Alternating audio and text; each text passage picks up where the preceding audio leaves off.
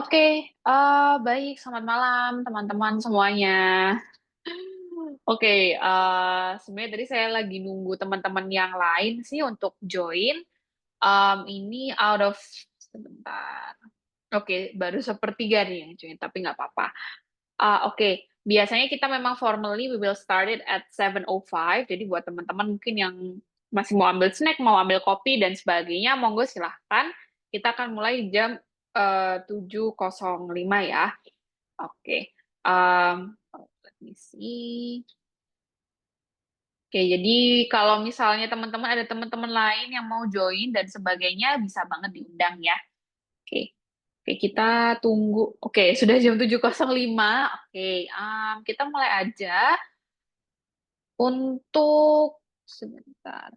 Oke, untuk webinar ini di-record, jadi teman-teman tenang aja. Mungkin kalau misalnya ada yang miss dan sebagainya, nanti hari Senin kami akan kirimkan recording dan juga materinya. So, feel free ya, nanti kalau misalnya menanyakan soal materi, tolong ditanyainnya sejak hari Seninnya ya, antara Senin atau Selasa. Karena hari Minggu kita libur. Oke, baik teman-teman, it's okay. Jadi satu dua, oke, bertiga aja pesertanya, but nggak apa-apa sih. Aku akan sangat-sangat lebih appreciate kalau misalnya, even though ini hanya bertiga dan mungkin biasanya akan ada yang nyusul, nanti di belakang-belakang aku berharap sesi ini justru bisa bikin teman-teman lebih terbuka ya, kayak gitu. Oke, so welcome to webinar Signal English Course. Jadi biasanya setiap Sabtu itu kami akan mengadakan webinar tentang study abroad. Jadi tergantung ya antara study abroad atau WFH. Nah, biasanya kami akan mengundang awardee-awardee, baik itu beasiswa, contohnya yang paling sering adalah beasiswa LPDP atau AAS atau chevening dan sebagainya untuk menjadi guest speaker di webinar ini. Jadi buat teman-teman yang sekarang lagi dalam masa scholarship hunting, silahkan di cek-cek gitu ya, titik nol English Instagram itu ada apa aja sih webinarnya, notifnya mungkin bisa di-on-kan ya. Jadi kalau misalnya ada poster dan sebagainya, teman-teman langsung tahu acaranya apa. Oke, without further ado, kita mulai aja. Oke, now, jadi untuk pembahasan hari ini itu adalah gimana caranya teman-teman milih program ya atau major di sini atau jurusan dan universitas. Oke, atau kita bilangnya how to choose your program and university. Nah, sebelum kita masuk nih ya ke sesi webinar ini, kita kenalan dulu. Oke, ini saya kebetulan bisa baca namanya teman-teman. Oke, ada Kak Nazwa, ada Kak Anugrahini, dan juga ada Kak Rian ya. Oke. So, a little bit about me. Jadi nama saya Dwi Sari Pusmendiat. Biasa dipanggil Dwi atau Sari. Kalau teman-teman mau lebih ke arah mode pare gitu, bisa ditambah Miss gitu ya. Tapi feel free to call me just by my name. Jadi bisa kayak Sari atau Dwi aja, nggak ada masalah gitu ya. Jadi aku adalah awardee LPDP tahun 2019. Jadi it's been kayak 6 years ya. Kalau sekarang kan yang tahap 1 sudah ada pengumumannya. So, sudah 6 tahun yang lalu saya dapat beasiswanya. But saya berangkat kuliah itu dari 2021 karena seperti yang kita tahu ya 2020 itu COVID dan sebagainya, jadi sangat-sangat susah untuk teman-teman bisa traveling termasuk student kayak gitu. Jadi 2021 sampai 2023 saya melanjutkan S2 di Amerika, tepatnya di Johns Hopkins University, Bloomberg School of Public Health. Jadi FYI aja untuk S1 saya itu di Brawijaya, jadi saya memang asli Malang dan S1-nya juga di Malang, baru S2-nya yang ke US, seperti itu. Nah, jadi ini kenapa kok saya kenalin dikit tentang kayak quote-unquote portfolio saya, karena menurut saya ini penting banget kalau misalnya teman-teman mau ngelihat kayak awardee LPDP atau awardee beasiswa A, beasiswa B, beasiswa C itu portfolionya seperti apa. Karena oke, teman-teman bisa bikin sebuah application form atau sebuah motivation letter yang sangat baik, tapi kalau portfolionya teman-teman kurang, nah itu kan juga pasti akan dinilai gitu. Itu menjadi salah satu perbandingan antara kalian dengan candidate yang lain. Kayak gitu. Nah, jadi kalau dulu posisinya aku sebelum jadi awardee LPDP itu aku sempat jadi awardee di Jarum Beasiswa Plus kayak gitu ya. Jadi itu sekitar 1 sampai 2 tahunan gitu ya. Terus setelah itu waktu kuliah juga aku dapat kuliah S2-nya ya, aku bersyukurnya aku dapat beasiswa untuk research.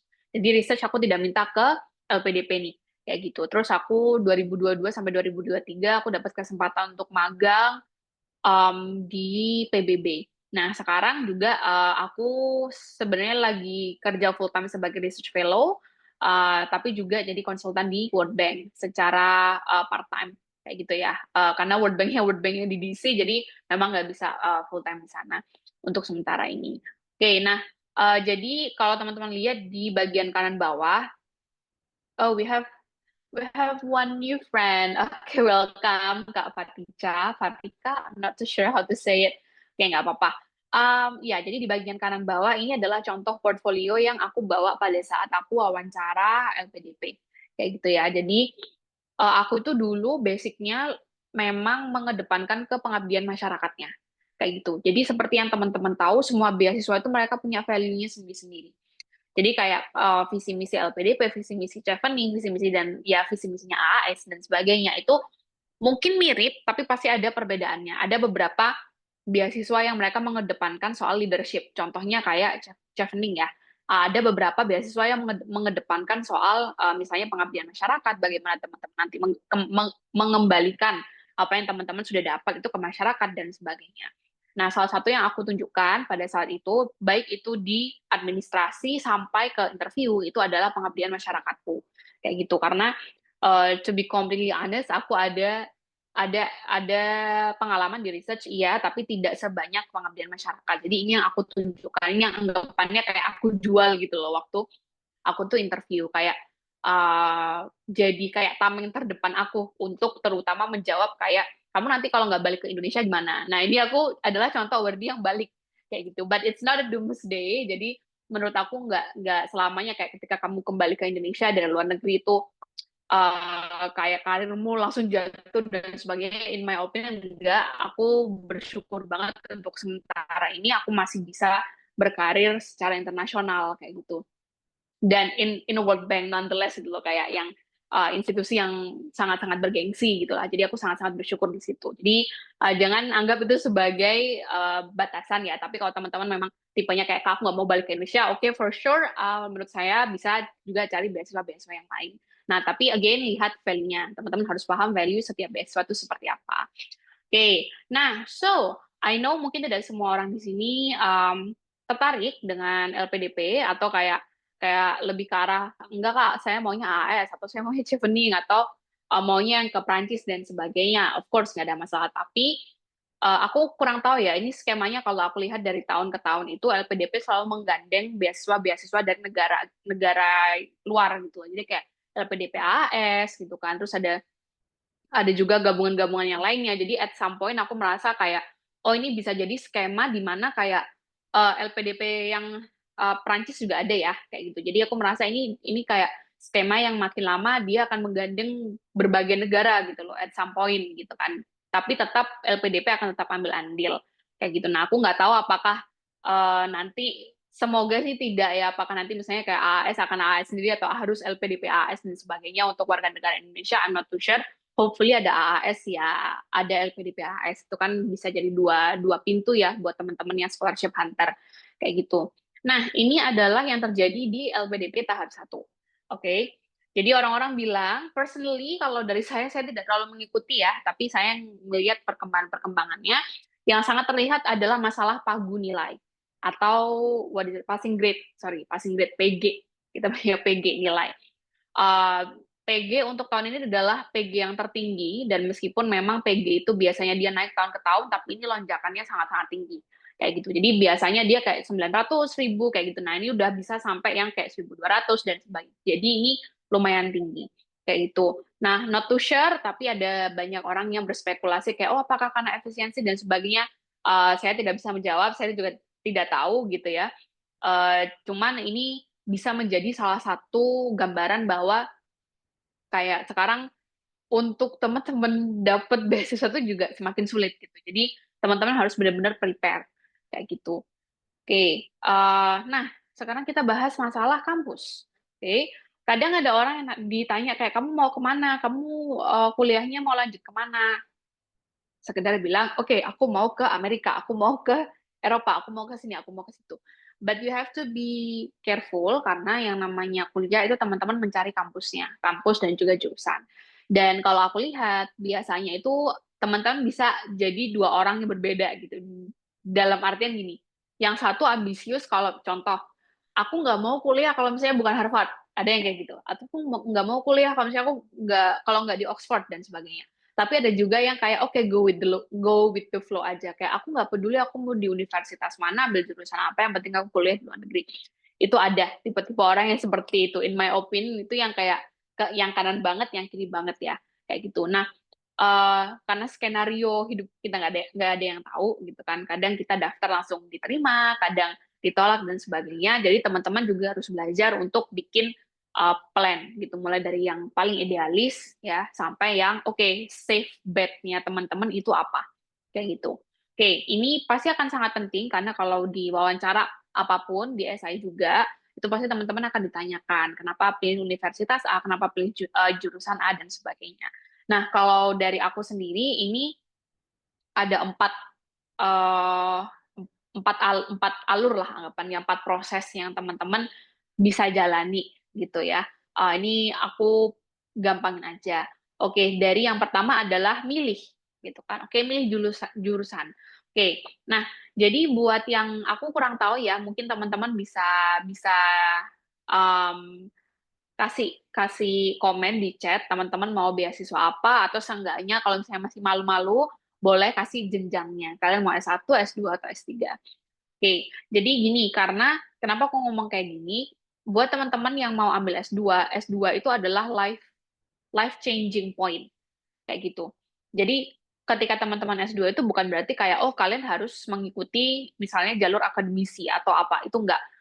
S2 itu benar-benar life changing point karena ada beberapa kayak kerjaan-kerjaan yang dia itu nggak akan terbuka kalau misalnya kalian nggak dapat kualifikasi S2 kayak gitu. Contohnya misalnya kayak aku kemarin kerja dan magang di PBB gitu kan. Itu sebenarnya sebenarnya kerjaannya itu menurut aku itu kerjaan anak S1 aja bisa gitu. Tapi untuk bisa dapat kerjaan itu aku harus S2 dulu kayak gitu. Jadi menurut aku S2 itu life changing banget. Jadi jangan jangan berpikir bahwa dengan S2 kalian akan selalu ke akademisi, itu enggak. Ada beberapa orang juga yang karirnya itu benar-benar switch 180 derajat dengan S2 kayak gitu. Nah, buat teman-teman yang pengen tahu ya kayak sebentar. Oke. Buat teman-teman yang pengen tahu kayak jurusan-jurusan apa aja yang ada untuk S2 atau S3, kita bilangnya kalau di luar negeri itu postgrad ya, atau grad school, jadi graduate school. Nah, itu teman-teman bisa cek di sini. Atau sebenarnya ada dua cara gitu ya. Kalau di sini teman-teman bisa cek, ini contoh-contoh linknya. Paling gampang banget teman-teman bisa tinggal Google aja, itu pasti akan keluar. Kayak gitu ya. Dan kadang ada yang menyediakan rankingnya tergantung sama ini di ranking berdasarkan apa. Ada juga yang menyediakan yang PhD sendiri, master sendiri, dan sebagainya. Saya rasa ini bukan hal yang susah ya untuk teman-teman explore, apalagi di zaman sekarang. Nah, but buat teman-teman yang bingung jurusannya, sorry, jur, uh, jurusannya mau apa gitu ya, atau kayak kak aku bingung mau ambil jurusan apa karena misalnya aku mau ke karir B, aku mau pindah karir dan sebagainya. Nah, ini adalah yang aku alami dari S1 ke S2 ya. Jadi ada banyak sekali hal yang aku reflect on, aku introspeksi gitu kayak misalnya aku waktu S1 itu belajarnya adalah S1 gizi, ilmu gizi in general gitu ya. Ini pasti menurut saya juga hal-hal yang teman-teman pelajari pada saat S1 itu sangat-sangat general gitu ya, baik itu di gizi atau di teknik, di desain dan sebagainya. It's very general gitu ya. Tapi semakin teman-teman nanti S2, semakin S3 itu bisa semakin antara semakin sempit, semakin spesifik, atau bisa juga semakin merger dengan yang lainnya. Kayak gitu. Jadi teman-teman harus pinter-pinter nih cari jurusan sama cari kampus. Nah, contohnya di sini. Waktu aku belajar gizi itu bisa dipecah jadi beberapa jenis. Jadi ada gizi klinis ya, atau kita bilangnya clinical nutrition, atau kita bisa bilang kayak gizi rumah sakit lah ya kalau teman-teman misalnya pernah kayak ngeliat kalau di rumah sakit ada piring-piring dan sebagainya, itu ahli gizi juga yang nge-handle. Terus ada juga yang food service and management gitu ya, kita bisa ke kayak misalnya industri makanan dan sebagainya, kita bisa ke kesehatan masyarakat, dan kita juga bisa ngurus gizinya atlet. Kayak gitu. Anything yang related to food, itu kita bisa masuk. Gitu kan. Nah, ini sangat-sangat luas. Ketika aku ditanya nanti S2-nya mau gimana, nah aku harus ngecek nih, aku mau mendalami yang mana. Kayak gitu. Nah, terus apa ini namanya, ini ada program yang lebih spesifik gitu ya. Jadi kayak, misalnya nih kalau dari ini tunggu mana tadi? Oke, ini kalau dari gizi sendiri, nah aku kan jurusannya Public Health Nutrition ya, kesehatan masyarakat gitu kan. Ini kalau misalnya aku pecah-pecah gitu ya, jadi aku cek lebih lanjut, lebih detail, dia tuh justru bisa kemana-mana. Dia bisa ke food system, bisa ke agriculture, bisa ke epidemiologi, bisa ke data science gitu. Jadi dia justru kadang-kadang makin nyebar gitu. Jadi dia makin ke pertanian, dia makin ke statistik, makin kemana kayak gitu. Jadi apa namanya, hal-hal kayak gini tuh akan susah teman-teman dapetin kalau teman-teman nggak utak-atik kurikulumnya dan sebagainya. Jadi teman-teman harus paham nih, satu program itu dia akan bahas apa aja. Nah, ini contohnya juga, jadi ketika aku udah milih kayak, oke, dari gizi aku mau ke public health nutrition misalnya. Nah, pertanyaan selanjutnya, aku yang menanyakan ke diri aku sendiri adalah, aku maunya ke praktek atau ke riset, kayak gitu. Kalau riset mungkin at some point akan ke S3 gitu ya, karena masalah pengetahuan, masalah research itu pasti memang sangat-sangat teruji di S3. Tapi kalau teman-teman cuma sekedar kayak, Kak, aku misalnya mau kerja di PBB atau mau kerja mungkin apa namanya, mau leverage bisnis dan sebagainya. Nah, itu bisa teman-teman lebih ke arah praktek. Jadi teman-teman harus paham mau ke practical atau mau ke research-nya. Back then aku berpikir lebih ke research-nya. Jadi aku pengennya S1, S2, S3. Tapi ternyata secara kenyataan itu nggak juga. Sekarang aku masih S2 dan aku kayak nahan-nahan dulu gitu loh untuk mau ambil S3. Kayak gitu. Nah, terus untuk cari universitas-universitas atau program-programnya, jurusan-jurusannya, teman-teman bisa pakai yang website yang tadi aku sempat bilang. Ini pun ada dua cara. Jadi, ketika teman-teman googling, itu pastikan teman-teman googling sampai ke akar-akarnya. Karena caranya ada dua, jadi teman-teman bisa googling programnya dulu, ya kayak misalnya, I want to study, ini contohnya ya, kayak public health. Nah, nanti kalau kalian nyarinya kayak gini, ya kampusnya yang akan keluar. Kayak gitu. Nah, di sini langsung kelihatan kayak, oke, universitas menurut misalnya yang public health itu ranking satunya apa, gitu. Atau yang teknik itu ranking satunya apa.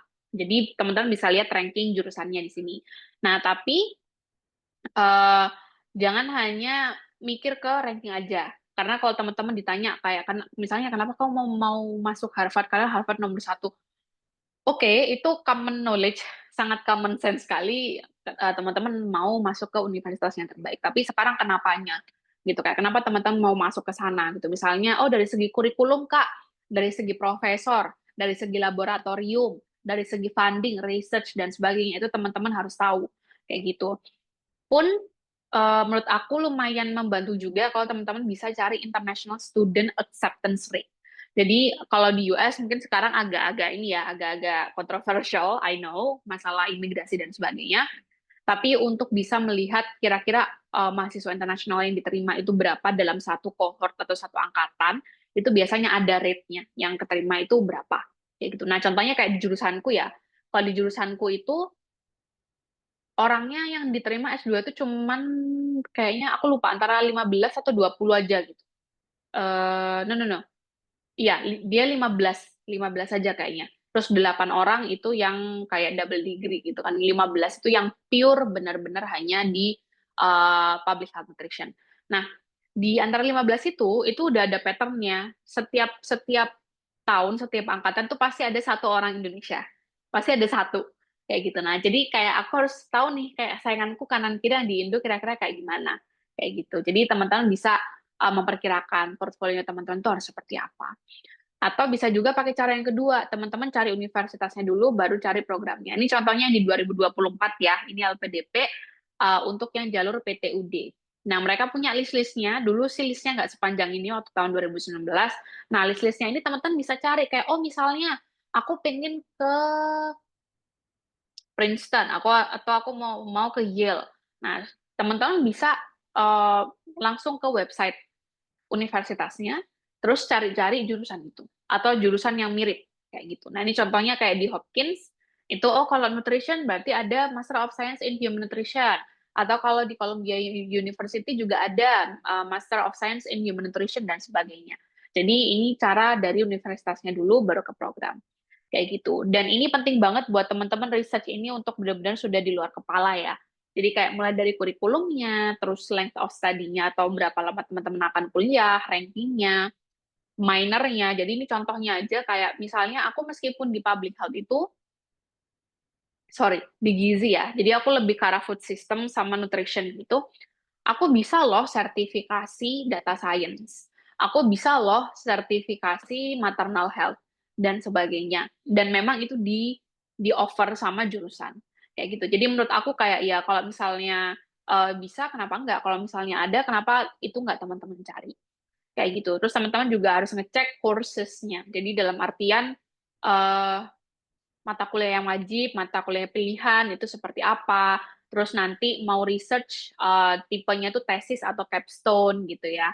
Nah, ini penting karena buat teman-teman yang mau S1, S2, S3 atau mau ke jalur akademisi, itu biasanya research itu sangat diunggulkan. Kayak gitu. Jadi ketika teman-teman mau ambil S2, terutama di negara-negara yang cuma setahun ya, kayak UK, nah you have to make sure kayak, oke, kalau misalnya teman-teman mau ke research, maka kalian harus pastikan tugas akhir kalian itu lebih ke research fokus kayak gitu. Kalau di US itu bisa ya kita bisa 1,5 sampai 2 tahun. Jadi kalau misalnya research ya berarti 2 tahunan kayak gitu. Terus kalian bisa cek juga labnya. Jadi laboratoriumnya seperti apa, lengkapnya gitu kan, fakultas, sorry, not fakultas, faculty itu pengajar. Ya, jadi pengajarnya itu ada nggak yang satu minat dengan teman-teman? Kayak gitu. Nah, contohnya kayak aku dulu waktu di universitasku yang Hopkins ini, ada peneliti yang memang beliau itu sudah lama banget meneliti tentang gizi di Aceh. Jadi beliau sudah sangat-sangat paham soal Indonesian context to the point beliau bisa sedikit-sedikit bahasa Indonesia kayak gitu. Jadi itu adalah salah satu poin unggulan lah yang aku bawa di SI kayak gitu. Terus student organization juga ya, kira-kira di universitas itu atau di jurusan itu gitu ya, atau di fakultas itu student organization-nya apa? Karena biasanya tiap negara atau bahkan tiap kampus itu ada Indonesian Student Association dan sebagainya.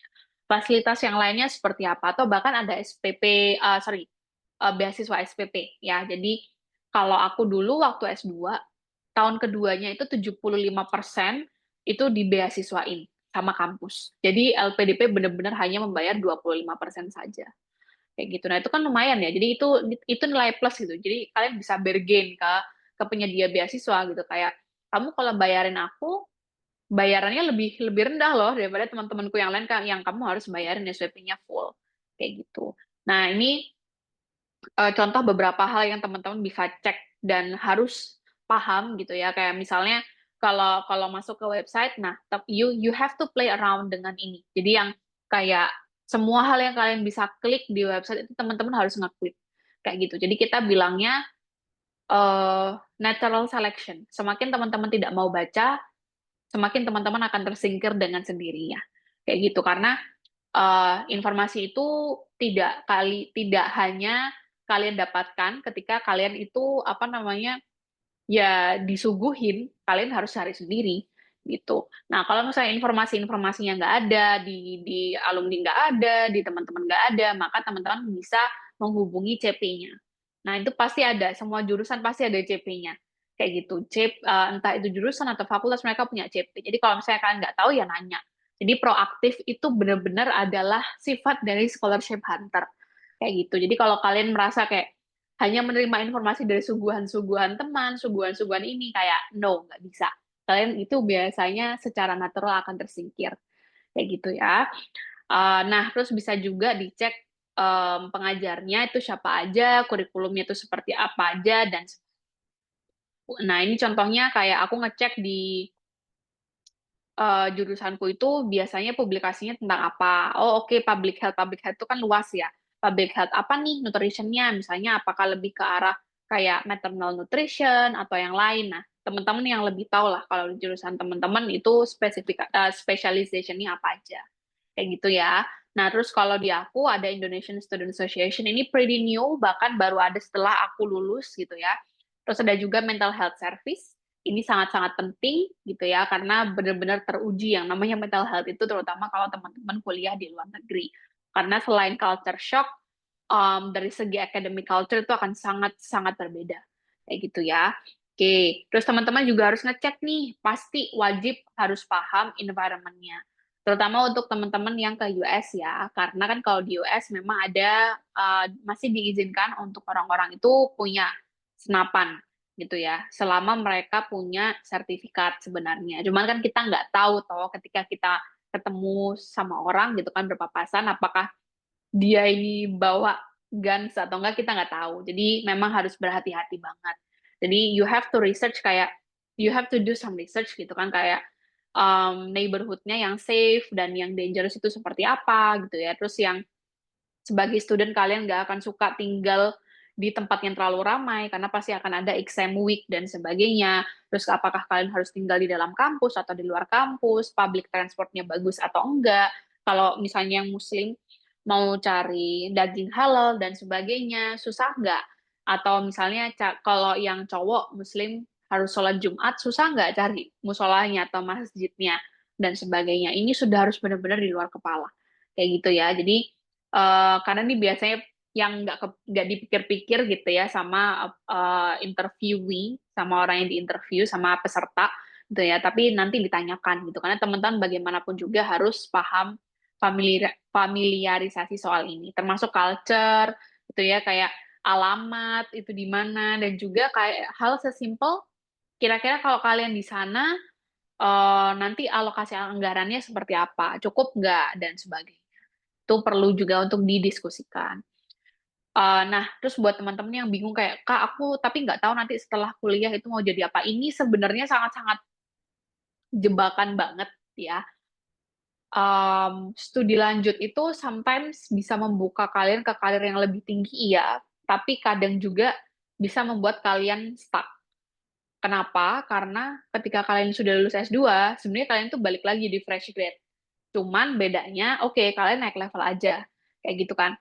Nah, yang sering nanti, itu yang sangat sering terjadi ketika teman-teman itu di pekerjaan, terutama ketika teman-teman nggak ada kayak jaminan dari instansi yang dulu ya. Kayak kalau misalnya teman-teman PNS mungkin sudah kayak, oke, nanti akan tetap di departemen ini, akan tetap di sana, mungkin ada jaminan dan sebagainya ya. Tapi kalau yang bukan kan kalian tidak tahu gitu nanti setelah lulus mau kerja di mana dan sebagainya. Nah, itu teman-teman harus paham mau mulai dari mana. Harus tahu karir yang mau dikejar itu yang apa. Karena jujur persaingan setelah teman-teman itu terutama untuk yang di luar negeri ya, itu sangat-sangat susah, sangat-sangat susah sekali. Kayak gitu untuk dapat pekerjaan yang quote-unquote layak dan memang itu sesuatu yang bisa mengembangkan passionnya teman-teman dan juga skillnya teman-teman itu sangat-sangat susah. Jadi teman-teman juga harus siap secara mental, masalah mencari pekerjaan, masalah cari karir, kayak gitu ya. Jadi make sure teman-teman tetap terhubung dengan teman-teman ya S1, teman-teman S2, atau bahkan kalau ada alumni network, teman-teman juga harus proaktif kayak gitu dan sebagainya. Terus bisa juga tadi aku sempat bilang kalian bisa lihat student-student yang keterima itu berapa dan portfolionya itu seperti apa. Ada beberapa universitas dan juga jurusan yang mereka tuh ngeposting kayak oke, student tahun ini tuh namanya siapa aja, portfolionya apa dan sebagainya. Teman-teman bisa lihat gitu kayak ini anak portfolionya seperti apa, ini student portfolionya seperti apa, kayak gitu. Kira-kira teman-teman bisa nggak on par di situ, bisa nggak kayak at least sama lah gitu. Kalau tidak bisa menyaingi, at least sama lah kayak gitu. Nah, jadi teman-teman bisa, in my opinion, ada LinkedIn ya. Jadi nggak harus yang kayak nanya satu-satu, nggak. You can see their profiles, you can see their experience dan sebagainya. Jadi ini bukan informasi yang privat-privat banget. So, teman-teman harus explore kayak gitu. Terus, oh sorry, oh oke, ada problem with my Microsoft PowerPoint. Oke, sebentar ya lagi di restart. Oh, oke. Tadi sampai mana? Saya tadi soal...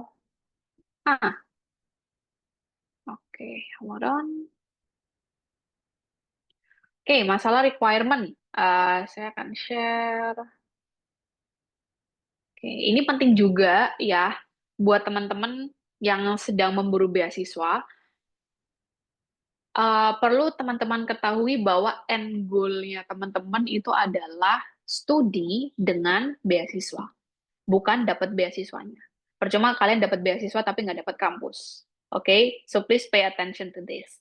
Jadi, kalau teman-teman lihat universitasnya, teman-teman juga harus tahu persyaratannya seperti apa, IELTS-nya seperti apa, TOEFL-nya, atau mungkin kalau di US biasanya ada GRE dan juga GMAT, gitu ya. Atau mungkin working experience, karena ada beberapa jurusan yang dia mengharuskan teman-teman sudah bekerja selama berapa tahun dulu sebelum bisa masuk dan sebagainya.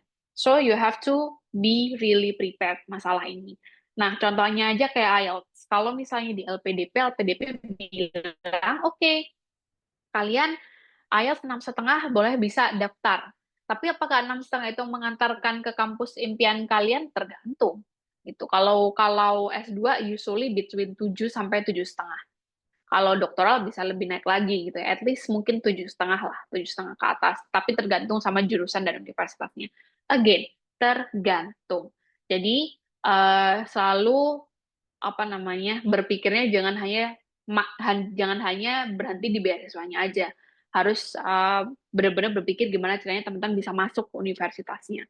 Kayak gitu. Karena kalau di LPDP itu untuk teman-teman dapat LOA itu ada waktunya, ada batas waktunya. I'm not too sure apakah masih sama kalau dulu 12 sampai 8 ya 12 sampai 18 bulan kayak gitu. Dan itu terlihat panjang tapi sebenarnya kalau cuman buka setahun sekali ya kampus impian kalian ya misalnya kalau cuman buka 1 tahun sekali dan ternyata teman-teman nggak keterima berarti teman-teman harus punya plan yang lain kayak gitu karena 1 sampai 1,5 tahun itu sangat-sangat cepat kalau untuk daftar universitas kayak gitu. Nah, kalau misalnya teman-teman sudah ngeriset ini semua, teman-teman bisa bikin di Excel atau mungkin di compilation yang lain ya atau di jurnal dan sebagainya. Kalau personally, aku lebih menyarankan Excel sih karena kayak lebih gampang untuk dibaca kayak gitu. Baru setelah itu teman-teman bisa mengklasifikasikan. Nah, ini penting banget. Jadi biasanya kalau aku pribadi melihat teman-teman yang ikut interview beasiswa ya, kadang-kadang it's good to be ambitious, it's good to be idealistic, boleh, tapi teman-teman harus paham cara merealisasikannya. Termasuk kayak, oke, okay, future plan-nya seperti apa, gitu ya. Atau mungkin yang paling dekat aja masalah universitas. Oke, okay, kalian boleh misalnya berambisi, Kak, aku mau Harvard kan nomor 1, aku mau MIT karena nomor 1, dan sebagainya. Boleh, silahkan. Nggak ada yang menyalahkan. Tapi teman-teman juga harus punya plan-plan cadangan, gitu ya. Jadi pilih juga universitas yang oke ini realistis nih kayaknya aku bisa masuk dan juga ada tipe-tipe universitas yang kayak kalau kalian lihat oh ini orang Indonesianya bisa keterima nih banyak banget di kampus ini itu ada kayak gitu. Nah, jadi teman-teman pasti bisa akan mengklasifikasikan universitas-universitas itu. Taunya dari mana? Teman-teman bisa ikut sharing session-nya, ngomong-ngomong sama alumni, dan sebagainya. Like what I just said, kalau di jurusanku tuh bener-bener kayak satu angkatan tuh satu orang Indo, kayak gitu. Jadi berarti aku akan memasukkan dia ke hal yang ideal, gitu. Karena kayak oke dia pagunya tinggi nih. Nah, kalau yang realistis ini berarti aku merasa kayak oh mungkin di satu jurusan ini orang Indonya lebih banyak atau dia international student lebih banyak dan sebagainya. Jadi kalian fine dengan majornya gitu ya meskipun dia tidak terbaik kalian masih oke lah nggak apa-apa kalian bisa belajar di situ. Kayak itu kalau yang safe ones itu yang kayak oke ini safe bet-nya teman-teman kayak gitu. Kesempatan untuk diterimanya sangat sangat sangat besar. Nah ini teman-teman harus bisa mengklasifikasikan kayak gitu. Oke, jadi setelah yang tadi, nah ini bisa diklasifikasiin ya idealnya seperti apa, realistisnya seperti apa, safe-nya seperti apa. Kenapa ini penting? Karena ketika nanti teman-teman dapat LOA itu tidak diterbitkan di waktu yang sama. Ya, itu nggak kayak teman-teman SNMPTN atau SBMPTN, rasanya keluar langsung dalam hari yang sama. Enggak. Ya, jadi namanya juga universitasnya beda-beda, kebijakannya beda-beda, deadline-nya beda-beda, pun pengumuman akan keluar beda-beda Kadang ada yang, Kak, aku dapat offer dari kampus yang safe nih, gitu kan. Tapi aku masih mau ngejar yang ideal dan sebagainya. Itu kan sebenarnya tunggu-tungguan kayak gitu. Sedangkan ketika teman-teman dapat LOE, itu pasti ada batas maksimal kalian harus daftar ulang. Nah, makanya kenapa ini harus teman-teman jadikan list biar teman-teman tuh tahu prioritasnya seperti apa kayak gitu. Nah, baru setelah itu teman-teman bisa prepare di admission requirements. Kalian punya apa dan kalian nggak punya apa. Gitu. Contohnya, ini aku kayaknya aku ambil dari Hopkins ya. Jadi biasanya akan terlihat gitu ya persyaratannya apa. Yang jelas pasti language, itu sudah pasti. Kalau tapi depends ya. Kalau misalnya kalian ke Jepang atau ke Korea, mungkin dia mintanya apa namanya topik atau misalnya JLPT dan sebagainya. Who knows? Gitu. Tergantung sama majornya itu diajarkan dengan bahasanya mereka atau dengan bahasa Inggris kayak gitu. Kalau misalnya di English speaking country kayak US, Aussie, UK, nah itu biasanya memakai bahasa Inggris kayak gitu. Jadi pay attention to your TOEFL IBT atau IELTS score kayak gitu. Terus jangan lupa cek juga transkripnya kalian sudah punya atau belum, GRE GMAT-nya, letters of recommendation, resume, SOP, dan sebagainya. Jadi sebenarnya yang selain hal yang ribet yang kalian urus ketika daftar beasiswa, daftar universitas itu lebih ribet dan lebih menguras tenaga dan juga uang, in my opinion ya, kayak gitu. Karena tiap kali kalian daftar itu biasanya ada fee-nya, kayak gitu. Nah, jadi di sini teman-teman bisa tahu kayak apa yang kalian punya, apa yang kalian nggak punya. Nah, kalau misalnya ada pertanyaan yang nggak terjawab, sekali lagi semuanya itu ada CP-nya. Gitu. Jadi jangan malu-malu untuk bertanya karena mereka dibayar untuk melayani kalian-kalian yang bertanya. Kayak gitu. Jadi jangan ngerasa kayak aduh aku malu, aduh aku gini, aku gini. Nanti sekali lagi aku bilang itu adalah natural selection, itu seleksi alam. Semakin kalian tidak mau bertanya, semakin kalian akan ketinggalan. Kayak gitu. Nah, ini contohnya kalau misalnya teman-teman mau ngontak universitas ya. Teman-teman bisa tanya kayak tadi ke CP-nya gitu kan. Langsung aja kayak judul.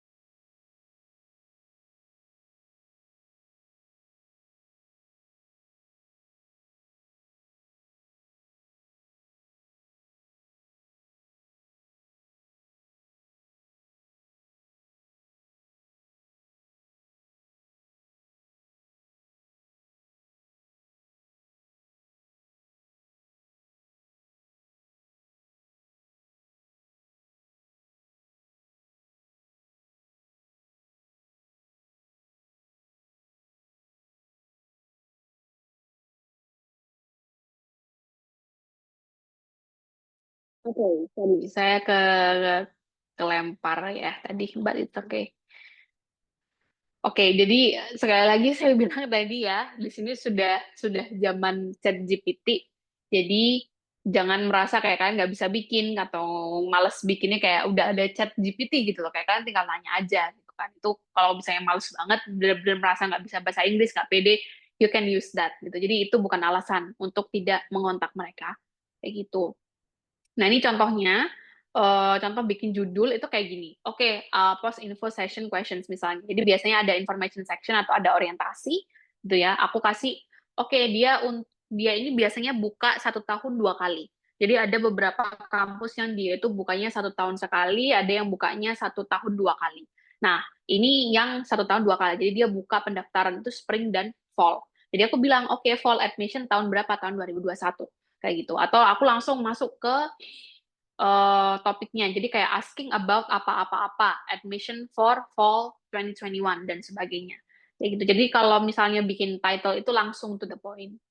Kayak gitu. Terus greeting juga ya.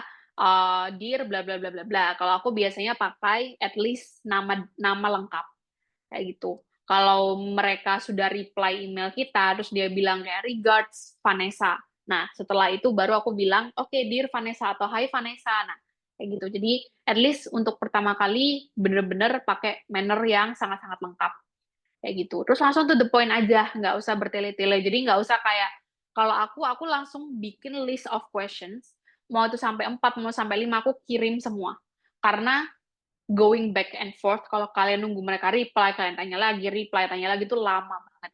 Jadi langsung aja list kalian pertanyaannya apa, kirim. Kayak gitu. Karena mereka pasti juga punya banyak pertanyaan yang datang baik dari mahasiswa tahun itu maupun calon-calon mahasiswa. Kayak gitu. Dan jangan lupa juga dikasih gratitude-nya dan juga signature.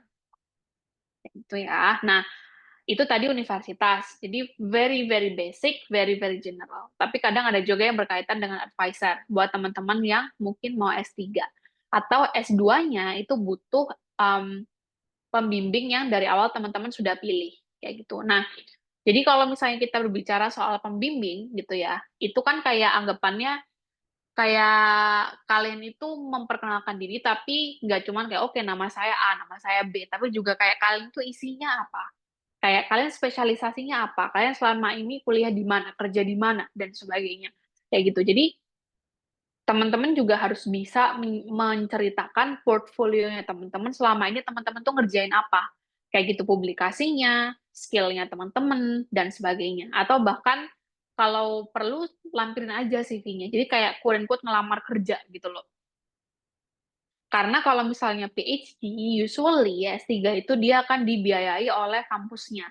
Jadi yang membiayai paling banyak kalau scholarship itu yang scholarship kayak AAS atau mungkin LPDP dan sebagainya, itu mereka bisa membiayai ya S2 itu paling banyak. Tapi kalau S3 kalian bisa pakai juga beasiswa kampus gitu. Jadi kayak meskipun kalian misalnya S3 di US, S3 di UK, S3 di Belanda, dan sebagainya. Kalian bisa pakai jalur beasiswa kampus.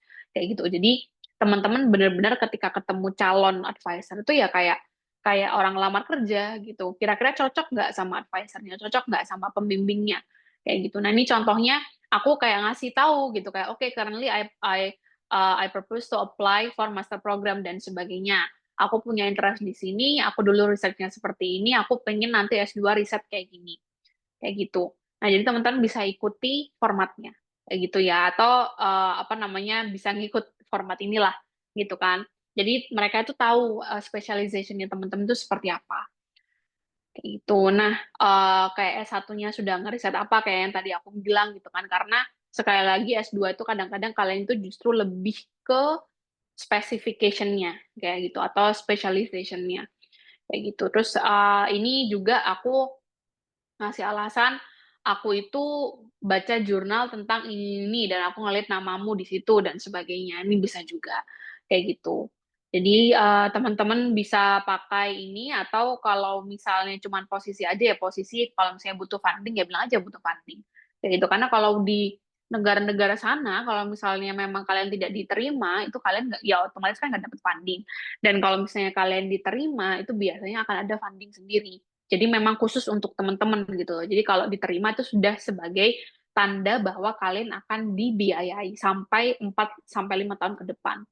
Kayak gitu. Jadi mereka sudah sangat-sangat ngeplan itu ya. Oke, nah please don't contact more than one professor at the same university at the same time. Ini pasti akan bikin bingung gitu kan kayak loh kok anak ini ngontak aku kok dia ngontak kamu juga jadi sebenarnya dia yang mana kalau misalnya mereka profesornya kayak apa namanya berkomunikasi seperti itu gimana kan kalian makin ribet juga kayak gitu ya jadi make sure kalau sudah satu universitas satu jurusan satu profesor itu ya satu profesor itu aja kecuali kalian berubah pikiran mungkin at the next cycle kayak yang tadi aku bilang kalau 1 tahun buka 2 kali. Oh, misalnya waktu spring kamu pilih profesor A, waktu fall kalian pilih profesor B. Itu bisa, tapi yang jelas jangan semuanya kayak satu waktu kayak gitu. Oke, alright. Kalau dari aku ini aja, mungkin sambil menunggu ada yang mau bertanya. Oke, sambil saya mungkin agak share-share sedikit about my preparation ya ketika daftar daftar kampus maupun daftar beasiswa. Yang masih malu-malu, Nggak mau raise hand, boleh ditulis di chat. Boleh banget.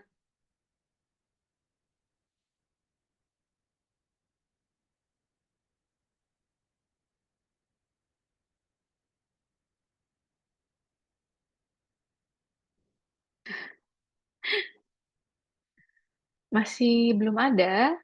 No, not yet. Oke.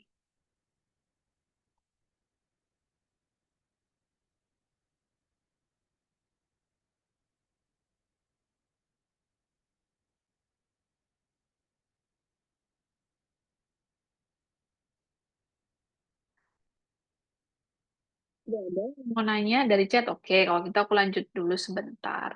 Nah, jadi dulu waktu aku...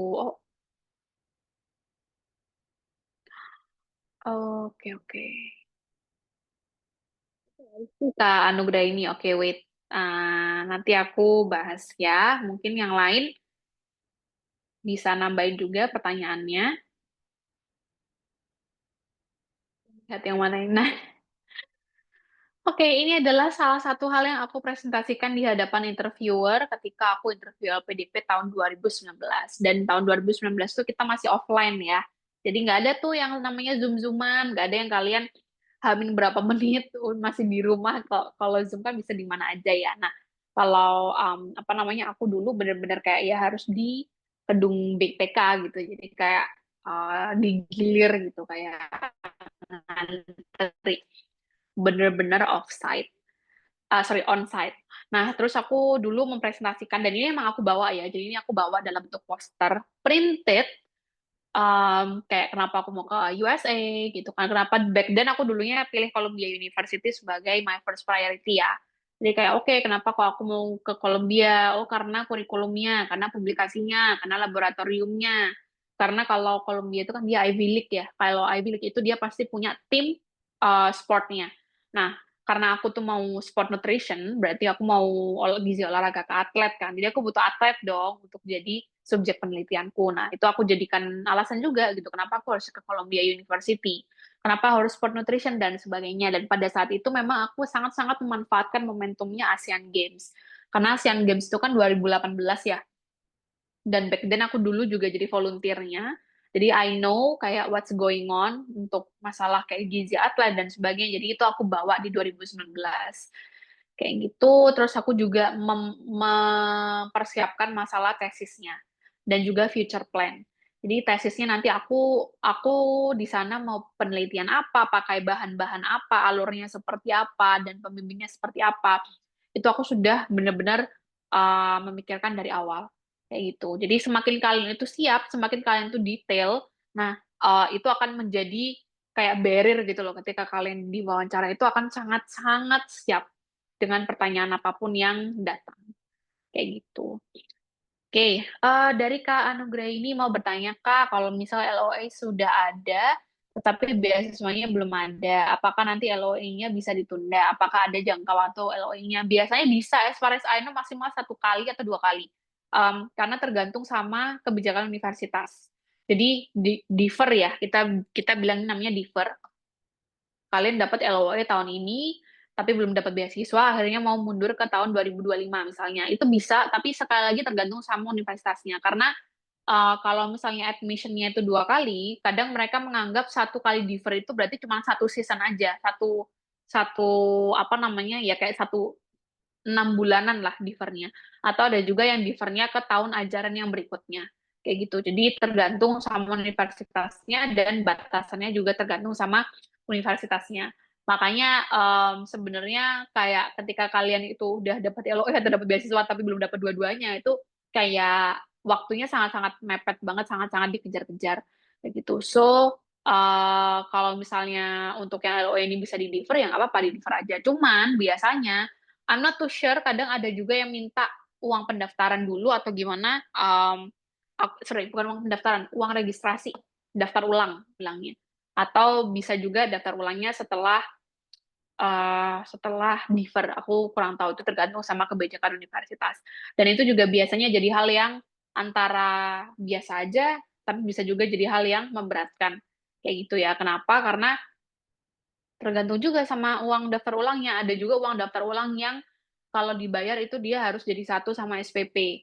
SPP 1 semester misalnya. Ada juga yang kayak oke dia uang daftar ulangnya cuma $600 gitu. Kalau $600 ya paling maksimal 9 juta, 10 juta lah kalau sekarang kan. Tapi ada juga yang mungkin kalau ambil MBA itu bisa uang daftar ulangnya bisa sampai 90. Kayak gitu ada tuh di Melbourne itu 90 kalau nggak salah. Dan 90 juta. Kayak gitu. Jadi ya tergantung gitu kan. Jadi choose your time well, baik itu kalau misalnya nge-defer karena cari scholarship atau mungkin mempertimbangkan kampus-kampus yang lain. Kayak gitu ya, Kak Anugrah ini. Ini time yang lain, probably, do you have any questions?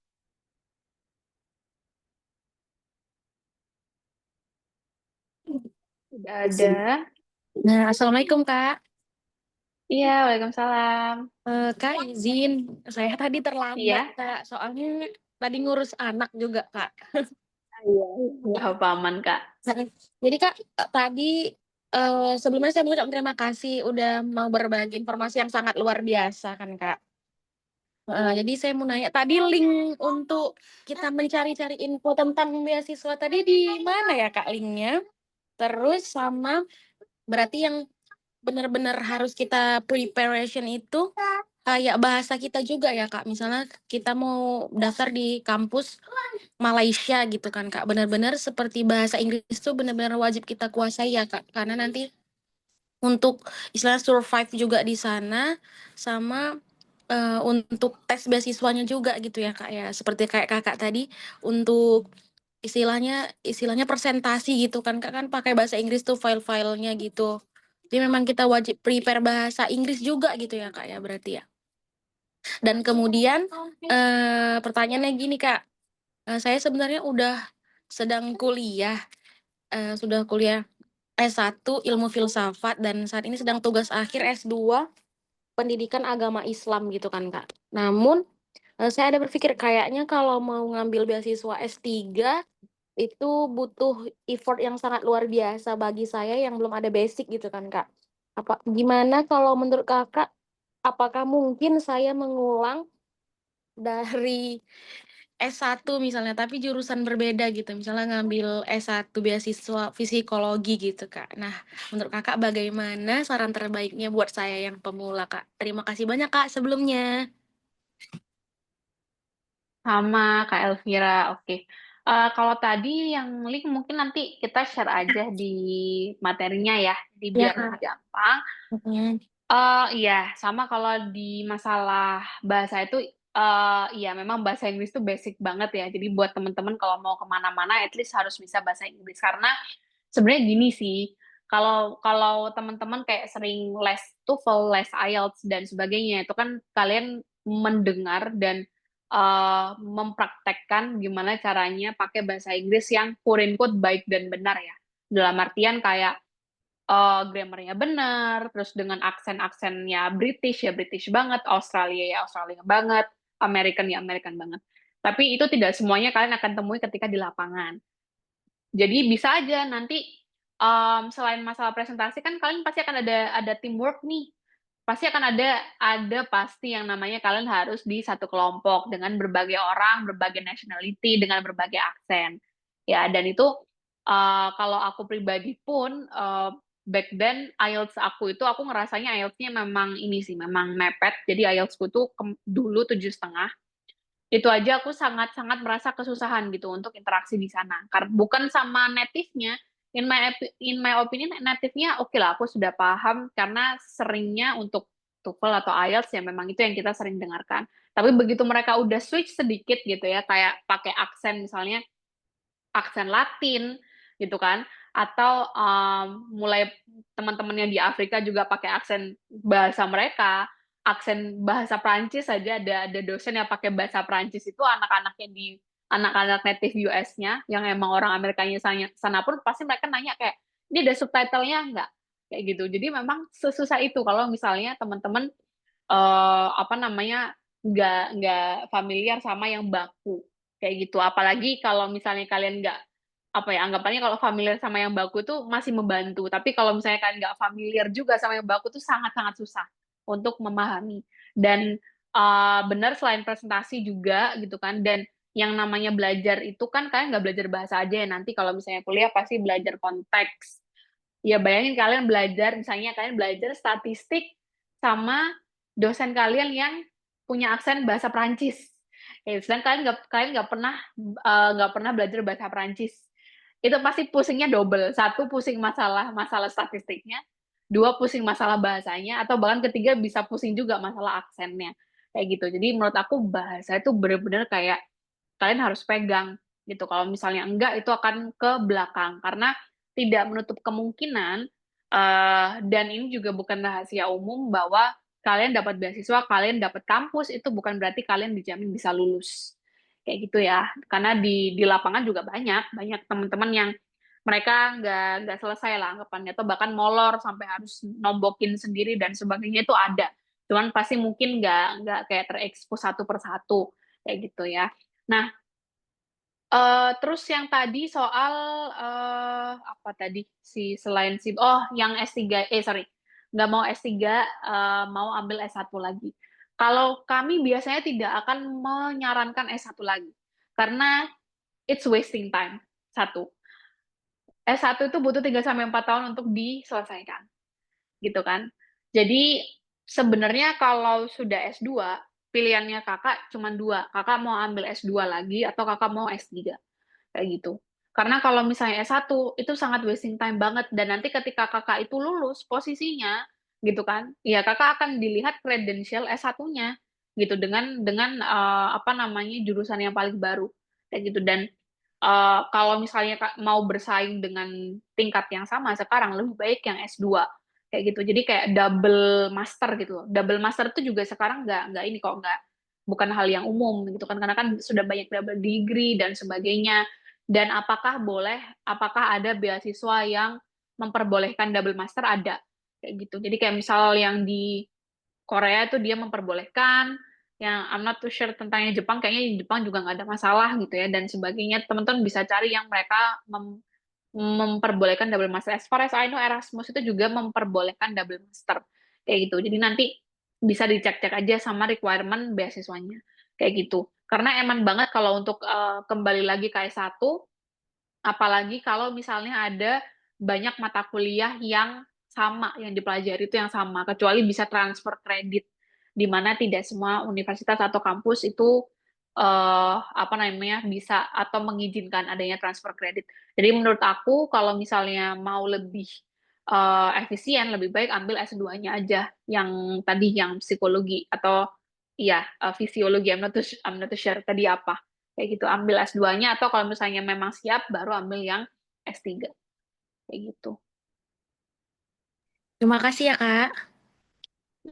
Sama-sama, Kak. Hmm. Oke, ada lagi? Izin Kak, tanya Kak. Iya, Kak maaf Kak, saya apa namanya?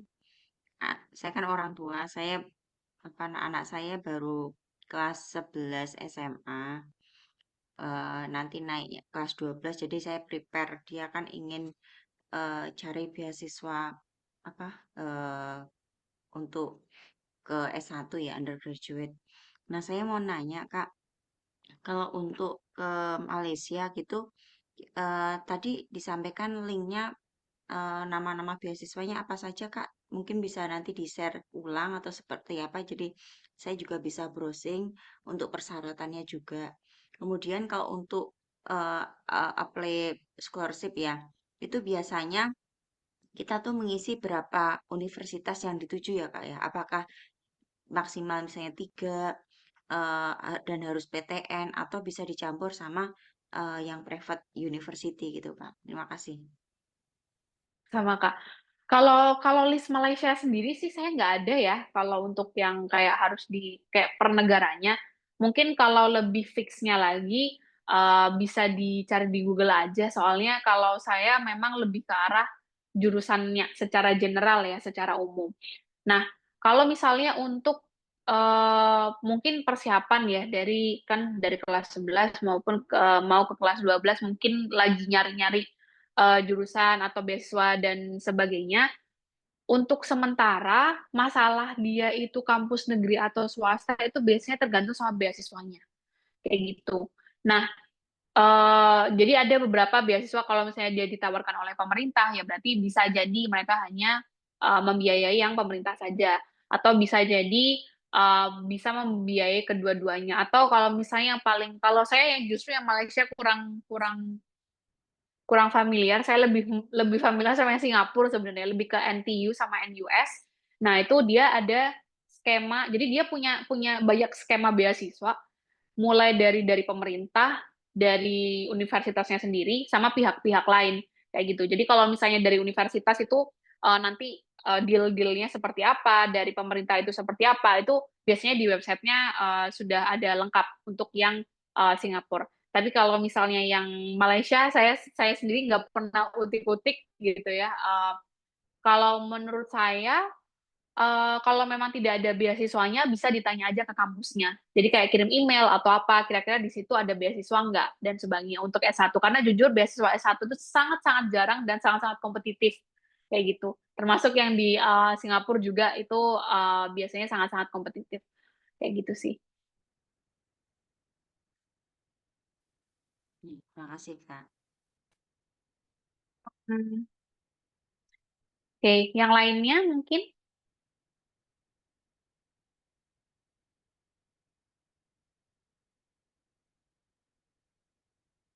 tidak ada. Oke. Oke, baik. Oke, tadi ada yang S1, ada yang tadi bingung ya mau S2 atau balik S1 lagi dan sebagainya. Oke, kalau tidak ada, nanti saya tutup. Bener ya, nggak ada ya. Oke, oke. Baik teman-teman semuanya, karena tidak ada pertanyaan, nanti untuk materi dan recordingnya akan kami kirim di grup hari Senin. Jadi mohon ditunggu saja. Kalau misalnya mungkin teman-teman ada pertanyaan dan sebagainya, nanti sama admin juga akan dibalasnya di hari Senin ya, seperti itu. Karena tidak ada yang kerja di hari Minggu, kayak gitu. Baik, terima kasih sudah menghadiri webinar ini.